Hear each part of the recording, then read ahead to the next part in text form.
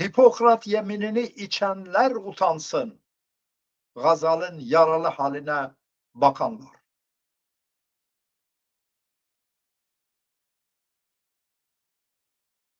Birleşmiş Milletler'in geleneklerine baktığımızda, İslam hukukuna baktığımızda, Cenevre kanunlarına baktığımızda veya sözleşmelerine baktığımızda bir yaralı düşmanın bile olsa onu tedavi etmen gerekiyor.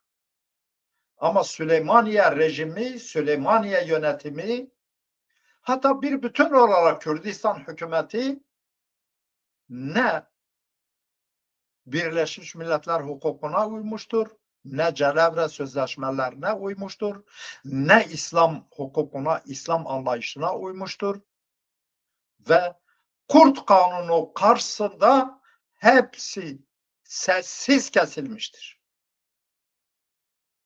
Süleymaniye'de yapılan bazı açıklamalara göre yani işte bazı hastaneler bunu tedavi etmediler veya yapamadılar veya hastanede yeterince malzeme veya ne bileyim tedavi imkanları yoktu gibi açıklamalarla bizi kandırmaya çalışıyorlar.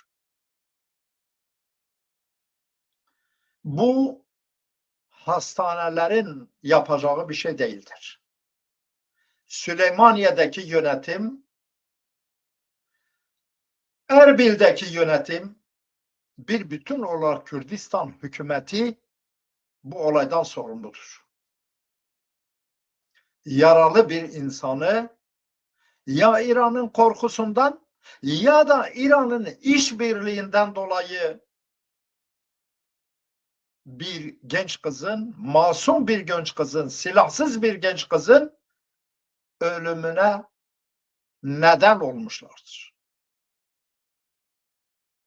İnsan, İslam, medeni hukuka göre değil, Kürt kanununa göre, Kurt kanununa göre Gazal'ı birlikte öldürmüşlerdir. Birinci suçlu Süleymaniye yönetimidir. Hükümetin veya en üst düzeydeki kişilerin emri sonucu bu küçük kızımız hastanelere alınmamıştır.